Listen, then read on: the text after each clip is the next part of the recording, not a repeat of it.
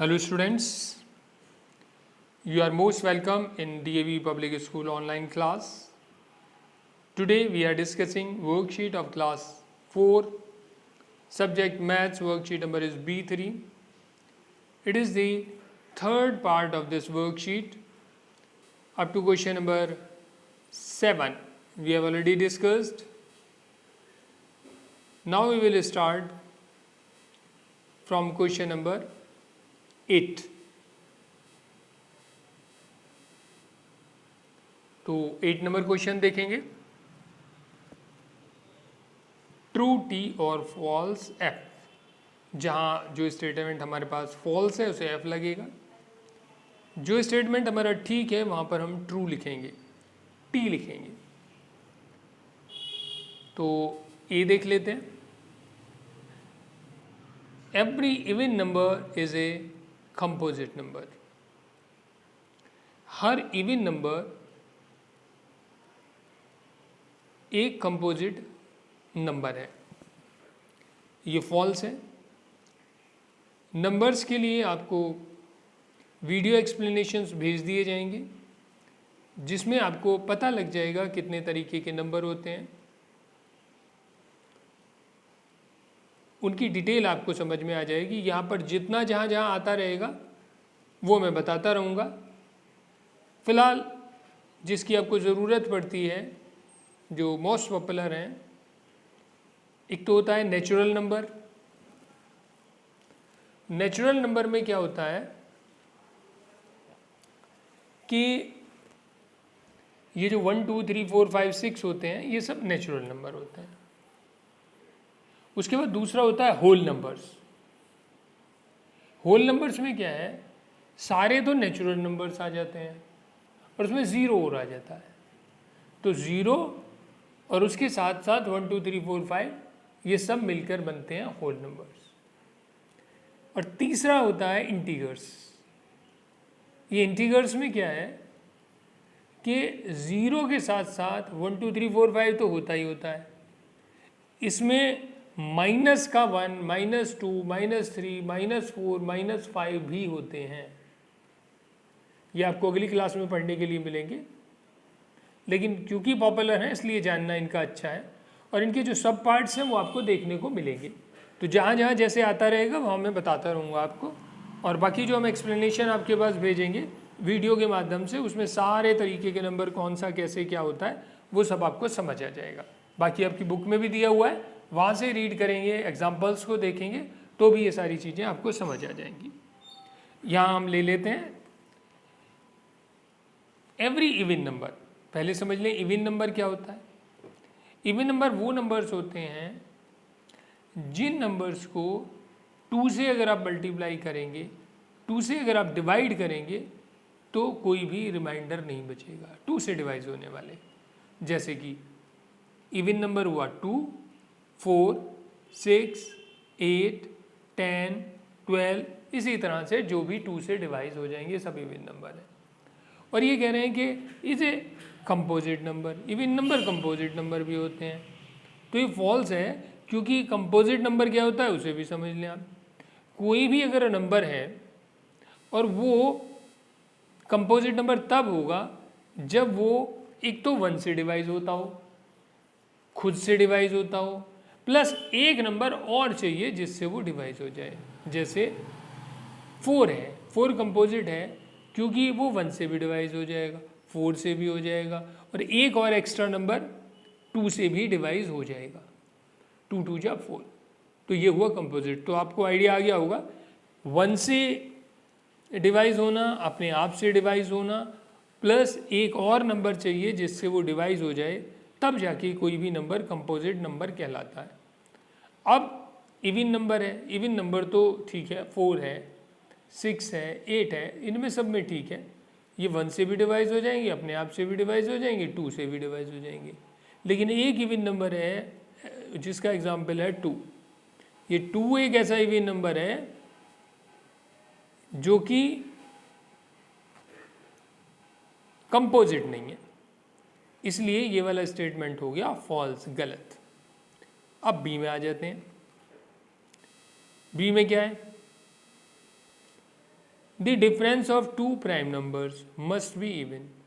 दो prime numbers का जो डिफरेंस है वो इवन होना चाहिए। ये भी फॉल्स है।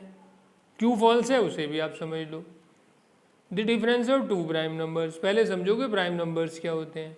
प्राइम नंबर्स वो होते हैं जो या तो 1 से डिवाइज होंगे या तो खुद से होंगे, इसके अलावा किसी से वो नंबर डिवाइज नहीं होते, तो वो कहलाते हैं प्राइम नंबर्स।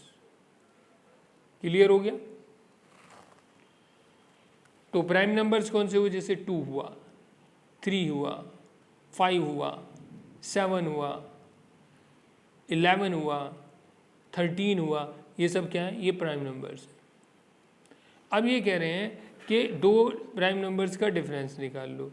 अब ज़्यादातर क्या होगा कि जैसे मान लीजिए प्राइम नंबर हमने ले लिया 2 ले लिया और दूसरा ले लिया हमने 3 ले लिया, ये प्राइम नंबर है। अब हमने इन्हें माइनस किया, 3 में से 2 किया तो 1 आ गया। तो ये कह रहे हैं कि इवन होना चाहिए। इवन नंबर क्या होता है, जो 2 से डिवाइज होता है। तो 1 ऐसा नंबर नहीं है जो 2 से डिवाइज हो, इसलिए ये स्टेटमेंट गलत है और इसलिए इसे हमने फॉल्स लिख दिया है।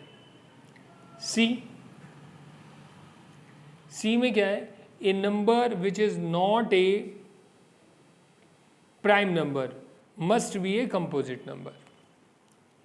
A number which is not a prime number, एक तो है प्राइम नंबर लिया गया है, must be a composite number, दूसरा कंपोजिट नंबर लिया गया है। प्राइम नंबर आपको बता दिया जो 1 से डिवाइज होएगा, अपने आप से डिवाइज होएगा और किसी से डिवाइज नहीं होगा, तो वो होगा प्राइम नंबर। और ये कह रहे हैं कि जो प्राइम नंबर नहीं है, प्राइम नंबर जो नहीं है यानी कि दूसरे नंबर हो गए, तो ये कह रहे हैं वो कंपोजिट ही होंगे। तो ये बात भी गलत है, क्योंकि 0 और 1, ये 0 और 1 हमारे पास दो नंबर ऐसे होते हैं जो ना तो कंपोजिट होते और ना प्राइम होते। प्राइम की कंडीशन है कि वो 1 से डिवाइज होना चाहिए, खुद से डिवाइज होना चाहिए, पर ये दोनों एक्सेप्शंस हैं, ये प्राइम में नहीं आते। कंपोजिट की कंडीशन है 1 से डिवाइज होना चाहिए, खुद से डिवाइज होना चाहिए, एक नंबर और से डिवाइज होना चाहिए। तो ये तो दूर दूर तक, उससे तो इनका कोई मतलब ही नहीं है। तो ये क्लियर हो गया कि जो प्राइम नंबर नहीं है वो 0 और 1 हमने बता दिया, ये प्राइम नंबर नहीं है, लेकिन ये कंपोजिट भी नहीं है, इसलिए फॉल्स हो गया। अब आ जाओ डी में, the sum of two composite numbers. Composite number फिर से मैं दोहरा देता हूँ, 1 से डिवाइज होता हो, अपने आप से डिवाइज होता हो, एक नंबर और ऐसा होना चाहिए जिससे वो डिवाइज होता हो, जैसे कि हैं 4 है, 6 है, 8 है, ये सब कंपोजिट नंबर्स हैं। May be A prime number, दो नंबर हैं कंपोजिट हैं, जैसे 4 और 9। 4 है आपके सामने और 9 है, ये दोनों क्या है, कंपोजिट हैं, क्योंकि 4 है 1 से डिवाइज होएगा, 4 से डिवाइज होएगा, 2 से और हो जाएगा। 9 है 1 से डिवाइज होएगा, खुद 9 से डिवाइज होएगा, एक और नंबर 3 है उससे भी ये डिवाइज हो जाएगा। तो ये हो गया कंपोजिट नंबर। अब इन दोनों को अगर हम प्लस करें तो आ गया 13।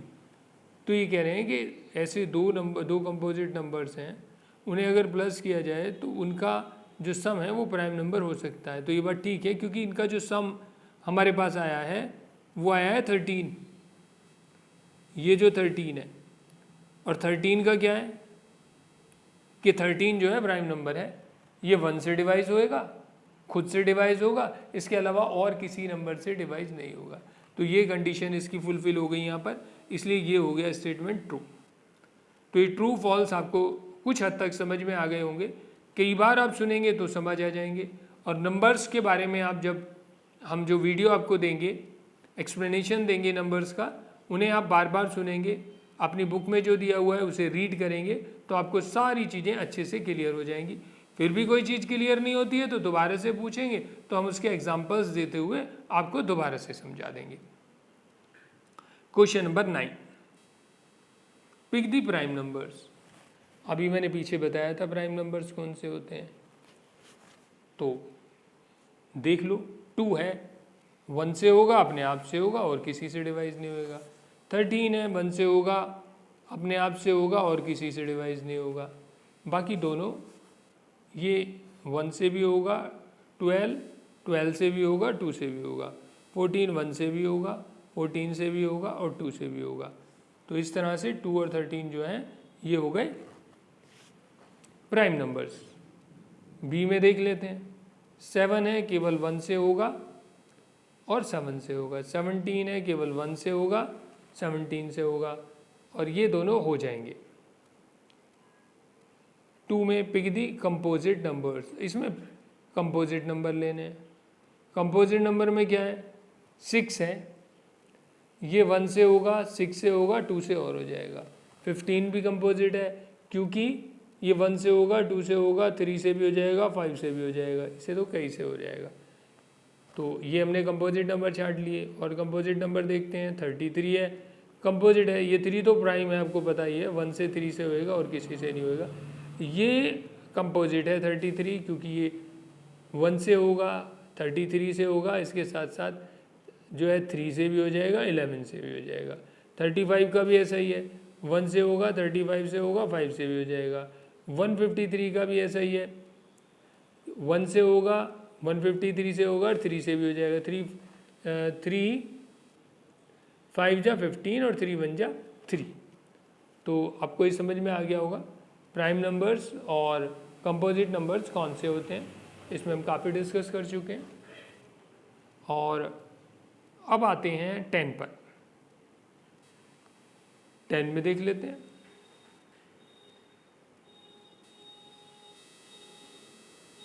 Right the integral part and the fractional part of each fraction. Integral part जो है मैंने बता ही दिया था। Integrals, positive integral, negative integral, integrals मतलब कौन कौन से नंबर होते हैं, तो इनमें बताना है। राइट द इंटीग्रल्स, इंटीग्रल जो है पूरे पूरे नंबर होते हैं। तो ये 1 2 3 में हो सकते हैं, 2/7 में नहीं हो सकते। और जो 2/7 में है ये सब क्या होते हैं, फ्रैक्शन। जो पार्ट में होते हैं उन्हें कहा जाता है फ्रैक्शन। तो इसे क्या करना है, right the integral part and the fraction part of each sentence for each fraction का। और जिसमें दोनों आते हैं उसे बोलते हैं मिक्स फ्रैक्शन। यहाँ नहीं दिया हुआ, नीचे वाले में दिया हुआ है। तो मिक्स फ्रैक्शन को समझ लें। तो यहाँ पर आपके पास मिक्स फ्रैक्शन है 3 एंड 2/7। इसमें क्या है, 3 तो इंटीग्रल पार्ट है, 2/7 फ्रैक्शन पार्ट है।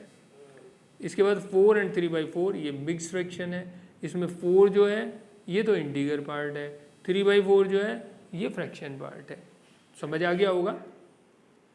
यहाँ नेक्स्ट 6 एंड 1/3 है, ये मिक्स है। इसमें 6 इंटीग्रल है, 1/3 फ्रैक्शन है। नेक्स्ट है 7 एंड 5/9। तो इसमें 7 जो है वो इंटीग्रल है, 5/9 फ्रैक्शन है। मिक्स फ्रैक्शन है 12 एंड 2/5। इसमें से 12 इंटीग्रल है, 2/5 फ्रैक्शन है। 10 एंड 7/12, इसमें 10 इंटीग्रल है और 7/12 फ्रैक्शन है। तो आपको पता लग गया होगा फ्रैक्शन पार्ट कौन सा होता है और इसके अलावा इंटीग्रल पार्ट कौन सा होता है, मिक्स्ड फ्रैक्शन किसे बोला जाता है।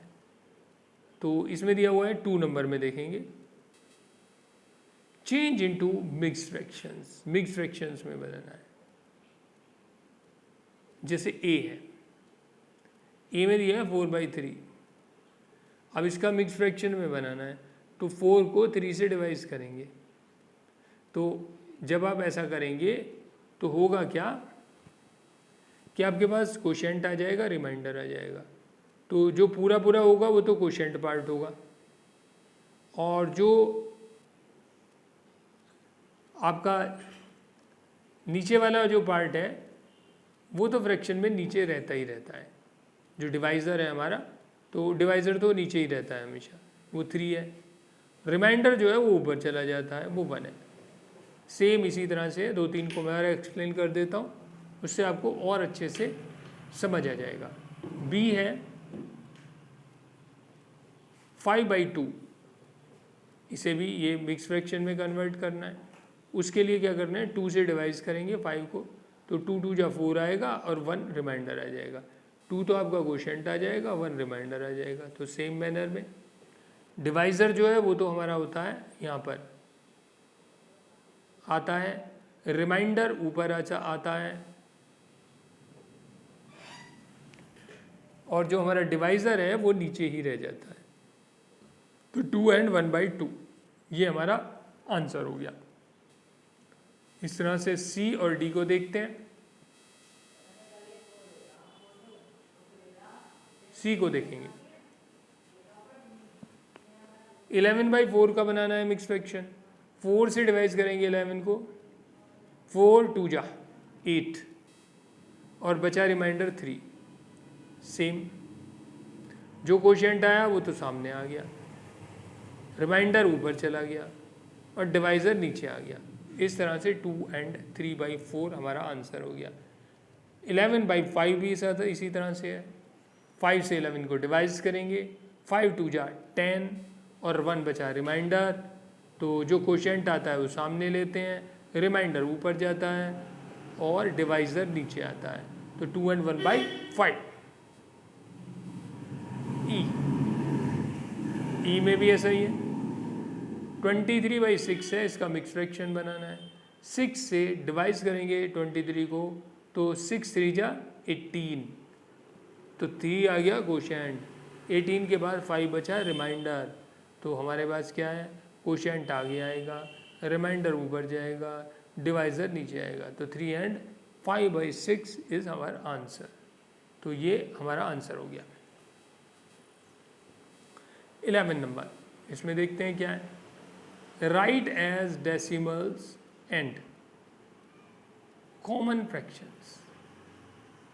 डेसिमल में लिखना है और कॉमन फ्रैक्शन में लिखना है। चलिए, तो लैंग्वेज में हमें जो दिया हुआ है, वर्ड्स में जो दिया हुआ है वो डेसिमल में दिया है, उसे फ्रैक्शन में और लिखना है। देख लें इसे कैसे लिखते हैं।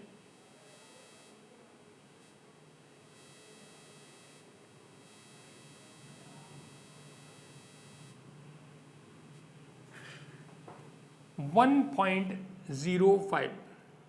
1.05 हमने लिख लिया। अब क्या होता है, इसमें क्या है कि पॉइंट के बाद देखते हैं कि कितने नंबर्स आ रहे हैं। तो 1 पॉइंट के बाद हमारे पास है 0 और 5, यानी कि 2 आ रहे हैं, 2 डिजिट आ रही हैं। जितनी डिजिट पॉइंट के बाद होती हैं उतने 0 नीचे आते हैं, और पॉइंट के बाद 205 है तो 2 0 आ गई तो 100 हो गया। तो इसलिए 105 डिवाइड बाई 100, तो 105/100 हमारा आंसर हो गया। दूसरा है 4.106, इसमें पॉइंट के बाद है 106, 3 डिजिट है, इसलिए 1 के साथ 3 0 आएंगे नीचे, और ऊपर हम पूरे का पूरा लिख देंगे नंबर और डेसिमल को हटा देंगे। तो डेसिमल हटाने का ये तरीका है। 4106, 4106 तो हमारा ऊपर आ गया। डेसिमल के पास 3 नंबर्स हैं, इसलिए 3 0 के साथ 1 नीचे, 1000 हमारा आ गया। ई है नेक्स्ट 100.13, तो इसमें भी वही है, पॉइंट के बाद 2 डिजिट है, इसलिए 1 के बाद 2 0 आएंगी तो नीचे आएगा 100 और ऊपर आएगा, डेसिमल हट जाएगा, 10013 या 10,030। तो इस तरह से डेसिमल है, डेसिमल को फ्रैक्शन में हमने कन्वर्ट कर दिया है। तो हमें सिंपल फ्रैक्शन में देना है, डेसिमल में देना है। तो आगे वाले 2 भी देख लेते हैं किस तरह से। ये दिया है 10.008, 10.008 हमें दिया हुआ है, ये हमने लिख लिया। उसके बाद पॉइंट के बाद जितने भी 008 है, यानी कि 3 डिजिट है, 3 डिजिट है तो 1 के सामने 3 डिजिट लगाया, डिवाइड कर दिया 100,000 से, और ये आ गया 1,008 ऊपर आ गया।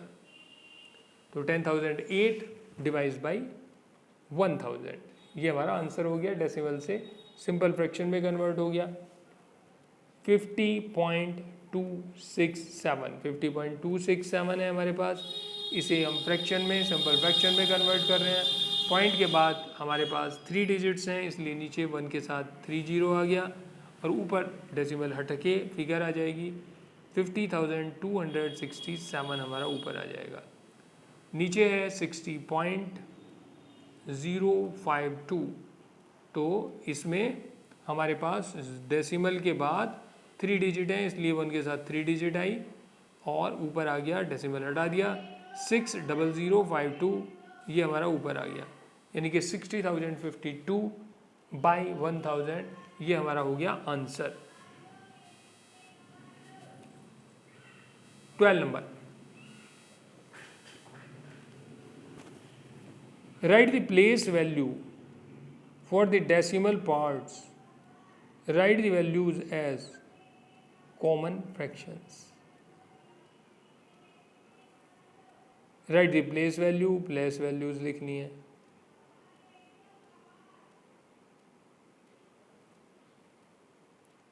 For the decimal parts, decimal parts के लिए write the value as common fraction, और वैल्यू को कॉमन फ्रैक्शन में लिखना है। सीधी बात है, इसमें प्लेस वैल्यू लिखनी है। अब कैसे लिखते हैं वो उसे समझ लो। हमारे पास जो नंबर दिया हुआ है, पहला नंबर दिया है ये वाला 19.504। अब इसमें 1 है, 1 की जो प्लेस वैल्यू है, डेसिमल के आगे जो डिजिट हैं वो वंस है। ये 9 जो है वंस पर है, 1 जो है टेंस पर है, इसलिए हो गया टेंस। 9 वंस पर है, इसलिए रह गया 9। अब आ गया 5। 5 जो है हमारा ये पॉइंट में 0.5 है। 0.5 का मतलब होता है पॉइंट के बाद 1 डिजिट, इसका मतलब 5/10, ये हो गया 10। उसके बाद 0 पूछ रहे हैं, 0 है 0.50, इसका मतलब पॉइंट के बाद 2 डिजिट, इसका मतलब 2 डिजिट मतलब 100, तो ये हुआ 0/100। अब आ गया 4 पॉइंट के बाद 3, 504, इसका मतलब पॉइंट के बाद 3 डिजिट, 3 डिजिट मतलब 1 के सामने 30, यानी कि 4/1000, तो ये आ गया यहाँ पे 4/1000 आंसर। समझ में आ गया होगा। अगर डेसिमल से लेफ्ट साइड में हमारा नंबर है, वो पूरा नंबर होता है और उसे वंस, टेंस, हंड्रेड्स में लिया जाता है। डेसिमल से पहले है, राइट साइड में है, तो अगर डेसिमल के 1 डिजिट पर है तो बाई 10 होगा, 2 डिजिट पर सेकंड प्लेस पर है तो बाई 100 होगा, थर्ड प्लेस पर है तो बाई 1000 होगा। इस तरह से इनकी फेस वैल्यू निकाली जाती है। देख लेते हैं फिर से। यहाँ 6 को दिया हुआ है, तो 6 जो है कहाँ पर है, वंस प्लेस पर है, वंस पर 6 है तो 6 आ गया। 2 कहाँ है, टेंस प्लेस पर है, तो इसलिए 20 आ गया। अब आ गया 5 के लिए पॉइंट से 1, 5 2 डिजिट है, इसलिए यहाँ पे आया 100 और 5 ऊपर आ गया। अब की बार है 1.1, यानी कि पॉइंट के बाद 1 डिजिट है, तो ये हुआ आपका 1/10। पॉइंट के राइट साइड में पॉइंट के बाद जितने भी प्लेस होंगे उतनी नीचे 0 बढ़ जाएंगी। सी में देख लो 538 है, उसके बाद 0.97 है, तो इसका मतलब है पॉइंट से लेफ्ट में जो है हम देखेंगे ये वंस है, ये टेंस है, ये हंड्रेड्स है। पॉइंट के बाद राइट में जाएंगे तो 9 के साथ 10 से डिवाइड करेंगे, 7 के साथ 100 से डिवाइड करेंगे, तो आसानी से आप समझ लेंगे। 5 का 500 हो गया, 3 का 30 हो गया, और आपके पास 8 का 80 रह गया। और 9 मैंने बताया था पॉइंट के बाद 9 है तो 9/10 है, और 0.97 है तो वो 100 आ गया। पॉइंट से जितना दूर आगे चलते जाएंगे, जितने पॉइंट के बाद नंबर होंगे उतना नीचे ज़ीरो बढ़ जाएंगी 1 के साथ। 97.538, इसमें 5 का मतलब है पॉइंट के बाद 1 प्लेस है, इसका मतलब राइट साइड में, तो 5 10 से डिवाइड करेंगे। 3 है, 0.53 है, यानी कि 2 नंबर हैं राइट साइड में, तो 1 के सामने 2 जीरो लगी और ये हो गया हमारा 3/100। उसके बाद 8 पॉइंट के बाद 538, यानी कि पॉइंट के बाद तीसरी जगह है, इसलिए 1 के साथ 3 जीरो लगेंगे और ये हो जाएगा 8 के साथ 8/1000। तो इस तरह से हुआ ये। 9 भी दिया हुआ है हमें, 9 वंस और टेंस, 9 वंस और टेंस पर है, यानी कि वंस पर 7 है और 9 पर टेंस है, इसका मतलब 90। तो ये हमारी वैल्यू आई, 9 की आई 90, 7 की आई 7, क्योंकि ये वंस प्लेस पर है, यहाँ पर वंस पर है 7, तो इसलिए वो केवल 7 रह गया। 13 2 वर्ड प्रॉब्लम्स हैं हमारे पास। वर्ड प्रॉब्लम्स को देख लेते हैं। मिसेस 1 नंबर है, 13 का 1। Mrs Khemka uses 600 ml of ice cream to make milkshake for 4 people। ये मिसेस खेमका जो हैं ये 600 ml ऑफ आइसक्रीम जो है to make milkshake, milkshake के लिए आइसक्रीम यूज़ कर रही हैं 4 लोगों के लिए। 4 लोगों के लिए मिल्क शेक बनाना है तो आइसक्रीम यूज़ हुई 600 ml। आगे क्या बोला है, how much ice cream will she need to make milkshake for 10 people. अगर 10 लोग हैं उनके लिए मिल्क शेक बनाना हो तो कितनी आइसक्रीम की ज़रूरत होगी। Each person has the same quantity, और हर पर्सन जो है सेम क्वांटिटी उसे मिल्क शेक की मिल रही है तब। तो 4 हैं प्यूपिल तो 600 ml है, 1 है तो हमें निकालना है कि कितना ml आइसक्रीम चाहिएगी। 4 लोग हैं तो 600 ml चाहिए, 1 लोग है तो 600 को 4 से डिवाइड कर देंगे, और अगर 10 लोग हैं तो फिर मल्टीप्लिकेशन 10 से हो जाएगा। तो इसे अब देख लेते हैं, इसके सॉल्यूशन को। 1 का सॉल्यूशन है, to make milkshake for 4 people Mrs Khemka needed 600 ml। 4 लोग हैं उनके लिए 600 ml आइसक्रीम चाहिए।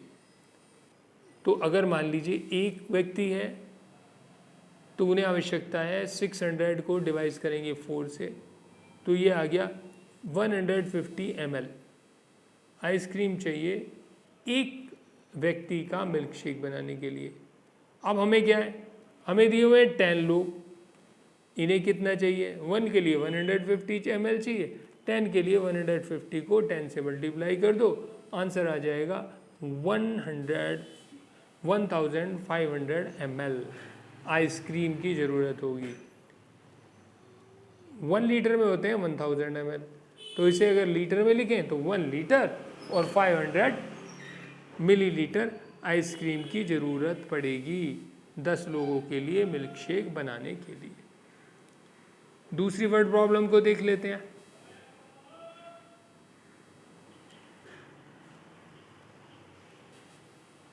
थ्री केक्स ऑफ सोप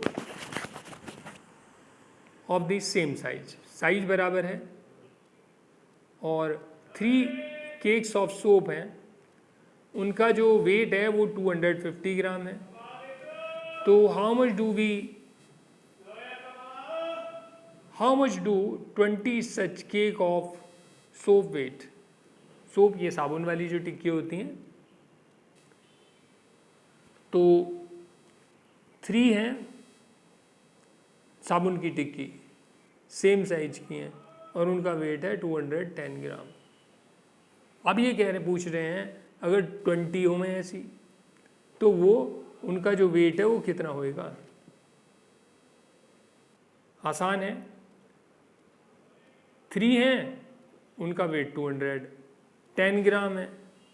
1 है तो 203 को डिवाइड कर देंगे 3 से। अब कह रहे हैं 20 हैं, तो 20 हैं तो मल्टीप्लिकेशन कर देंगे 20 से, हमारा आंसर आ जाएगा। 2 का सॉल्यूशन देख लेते हैं। 3 केक ऑफ सोप जो है उनका वेट 210 ग्राम है, तो 1 केक का होगा 210 को 3 से डिवाइड कर दो, 3 7 जा 21, तो 70 ग्राम किया गया, 1 केक हो गया। अब कह रहे हैं जी 20 का बता दो, तो 70 को भी 20 से मल्टीप्लाई कर दो, 7 2 जा 14, तो 1400 ग्राम हो गया। 1000 ग्राम में 1 kg होता है, इसलिए इसे 1 kg और 400 ग्राम भी लिखा जा सकता है। तो इस तरह से हम 20 सच केक्स का, इस प्रकार की साबुन का वेट निकाल सकते हैं। तो ये हमारा हो गया। तो ये दोनों वर्ड प्रॉब्लम हो गई 13 की।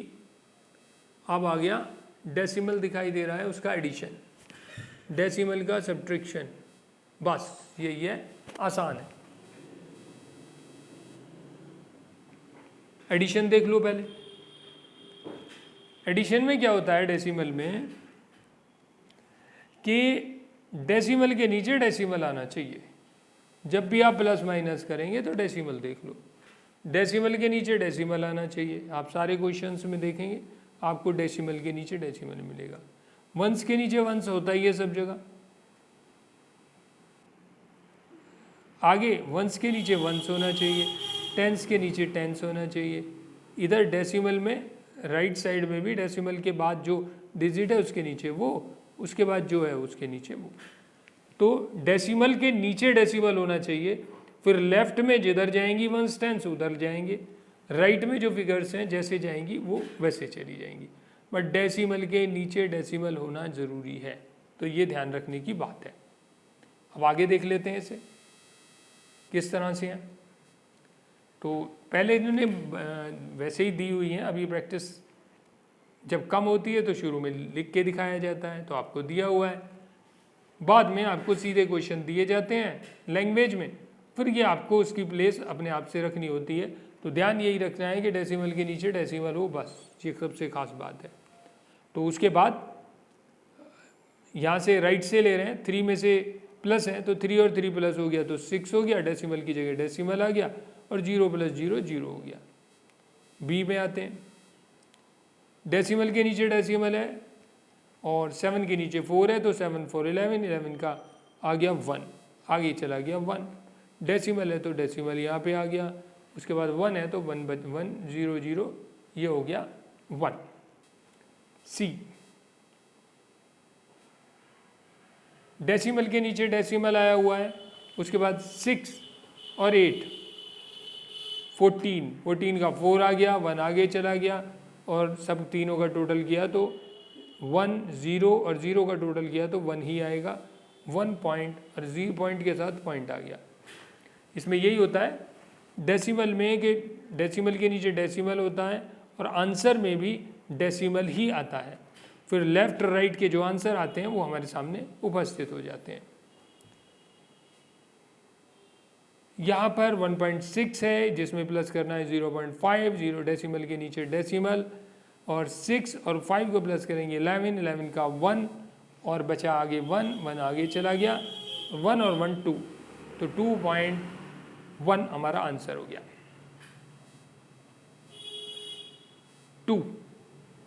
2 का ए, इसमें 2 डिजिट दी हुई हैं। हमें तो डेसिमल के नीचे डेसिमल ध्यान रखना है, बाकी चीज़ें अपने आप सही हो जाएंगी। 4 के नीचे 5 आ रहा है, 5 के नीचे 3 आ रहा है, 0 के नीचे 0 आ रहा है, तो 0.54 को प्लस करना है 0.35 में, तो 5 और 4 9 आया, 5 और 3 8 हुआ, डेसिमल के नीचे डेसिमल आ गया, 0 का आंसर 0 आ गया। बी में आते हैं, बी में डेसिमल के नीचे डेसिमल लगाया है हमने, नीचे भी डेसिमल आ जाएगा आंसर में, और प्लस करते हैं अब इन्हें, 7 6 13, 13 का 3 आगे गया 1, 3 1 4 और 5 9, 9 आ गया 1 और 0 1। तो इस तरह से 1.93 हमारा आंसर आ गया। सी, डेसिमल के नीचे डेसिमल, 3.66 2.77 दोनों को प्लस करना है। तो 6 और 7 13 का 3 आगे गया 1, तो 6 1 7 7 14, 14 का 4 आगे गया 1, 3 1 4 और 2 6, तो 6.46 ये हमारा हो गया आंसर।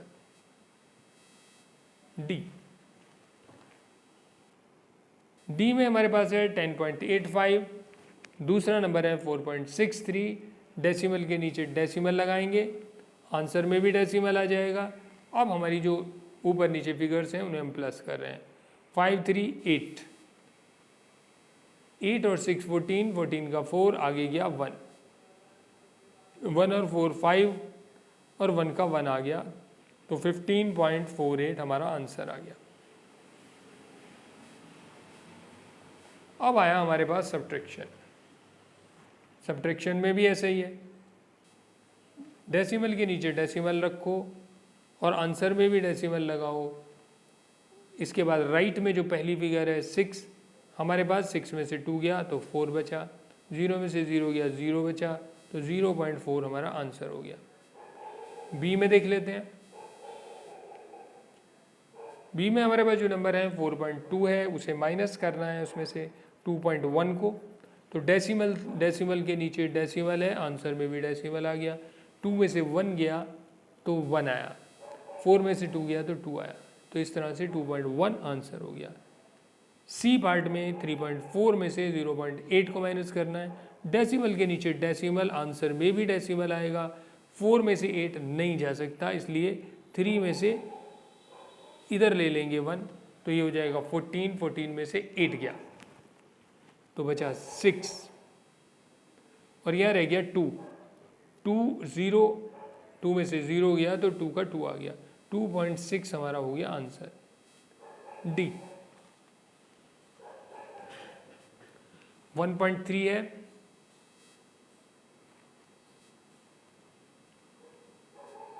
उसमें से 0.5 को माइनस करना है, तो डेसिमल के नीचे डेसिमल और आंसर में भी डेसिमल लिख लेंगे। फिर 3 में से 6 को माइनस करेंगे, 3 में से 6 नहीं जा सकता, ये इधर आ गया, 3 का 13 हो गया, 13 में से 6 गया तो 7 आ गया, यहाँ भी 0 रह गया, 0 में से 0 गया तो 0 आ गया, 0.17 हमारा आंसर हो गया। नेक्स्ट इज 2.0, उसमें से माइनस करना है 1.4 को, तो डेसिमल के नीचे डेसिमल और आंसर में भी डेसिमल, और 0 में से 4 नहीं जा सकता इसलिए 2 में से ले लिया 1, तो यहाँ पर हो गया 10, 10 में से 4 गया 6, और यहाँ बचा 1, इस 1 में से 1 गया तो ये बचा 0, तो 0.6 हमारा हुआ आंसर।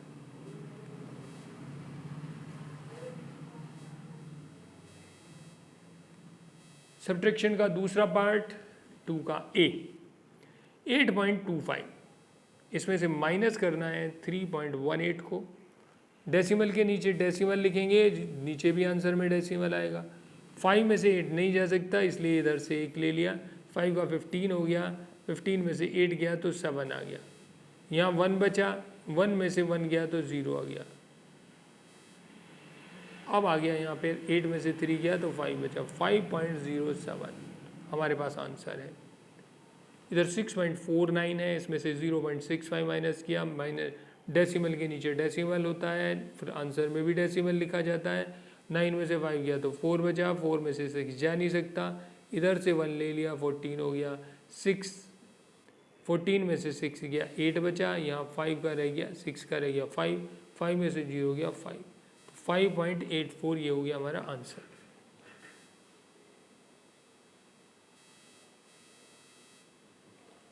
$53.12, उसमें से माइनस होना है 31.17, डेसिमल के नीचे डेसिमल लिखा जाता है, आंसर में भी डेसिमल लिखा जाता है। 2 में से 7 को माइनस करेंगे, नहीं होगा तो 1 उधर से ले लिया, 12 हो गया, 12 में से 7 गया तो 5 बचा, 1 का यहाँ हो गया 0 और 0 में से 1 नहीं जा सकता तो इधर से ले लिया, तो ये हो गया 10, 10 में से 1 गया तो बचा 9। यहाँ रह गया 2, 2 में से 1 गया 1, 5 में से 3 गया तो 2, तो आंसर हुआ 21.95। नेक्स्ट क्वेश्चन इज 41.2 में से माइनस किया 37.68। तो ध्यान यही रखना है, डेसिमल के नीचे डेसिमल रखना है, आंसर में भी डेसिमल लिखना है। उसके बाद 0.2 है, इसके बाद कुछ नहीं है तो उसमें हम 0 भी लगा सकते हैं, उसका मतलब 0 ही होता है। तो 0.20 हो गया, 0.68 हो गया, 0 में से 8 नहीं जा सकता तो इधर से ले लेंगे नंबर को, तो यहाँ 10 हो जाएगा, 10 में से 8 गया तो 2 बचा। यहाँ 1 रह गया, 1 में से 6 जा नहीं सकता इसलिए इधर से इधर ले लेंगे 1, तो 1 का हो गया 11, 11 में से 6 गया तो 5 बचा। अब यहाँ पर हो गया 0 क्योंकि 1 आगे चला गया था। अब इसे 1 में से 0 में से 7 नहीं जा सकता, इधर से 1 ले लेंगे तो ये होगा 10, 10 में 7 गया तो 3 बचा।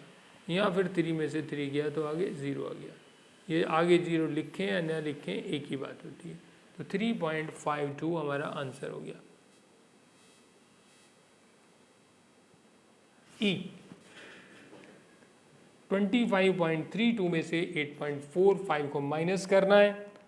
डेसिमल के सब्ट्रैक्शन के लिए डॉट के नीचे डॉट आना चाहिए, तो डेसिमल के नीचे डेसिमल, आंसर में भी डेसिमल।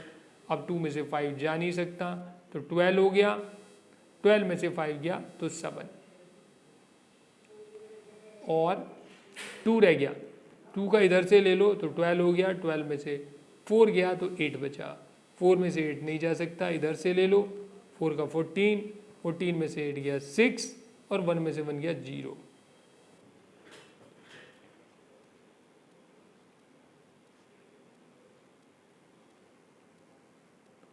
तो ये हो गए हमारे आंसर।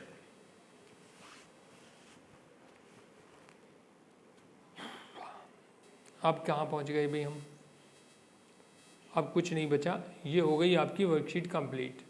मैथ्स है, ज़्यादा से ज़्यादा क्वेश्चन आप समझ सकें इसलिए मैंने खूब डिटेल से आपको बताने की कोशिश की है, जिससे कि आप मेरी प्रैक्टिस के साथ जब अपनी प्रैक्टिस शुरू करेंगे तो आपको कहीं कोई दिक्कत ना आए। जिस तरह से मैंने आपको भाषा दी है उस तरह से अगर आप क्वेश्चंस को सॉल्व करेंगे तो सारी वर्कशीट, सारी टेस्ट शीट आपकी बड़े मज़े से हो जाएगी। सबसे पहले आप अपनी बुक के क्वेश्चंस नोटबुक में प्रैक्टिस कर लें। वर्कशीट के, टेस्ट शीट के क्वेश्चंस को पहले नोटबुक में करके देखें, अपने आंसर्स को मिला लें। जब वो बिल्कुल ठीक हो जाएं तभी अपनी वर्कशीट और टेस्ट शीट को अपने आप से बिना कहीं से देखे आप करें। आपके आंसर सारे ठीक निकलेंगे और आपकी अच्छे से पढ़ाई हो जाएगी, आप बिल्कुल तैयार हो जाएंगे अगले लेवल के लिए। Thank you very much.